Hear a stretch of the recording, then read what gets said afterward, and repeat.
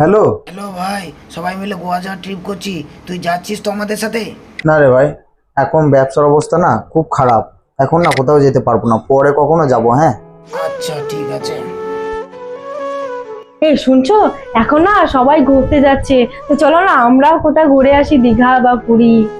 না গো, এখন না কাজের খুব চাপ, এখন না কোথাও যেতে পারবো না, পরে কখনো ঘুরতে যাব। হ্যাঁ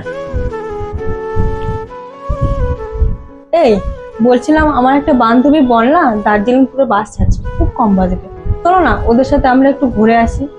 না গো, এখন না টাকা পয়সা খুব ক্রাইসিস চলছে, এখন না একদম টাকা পয়সা খরচা করতে পারবো না, পরে কখনো যাব। হ্যাঁ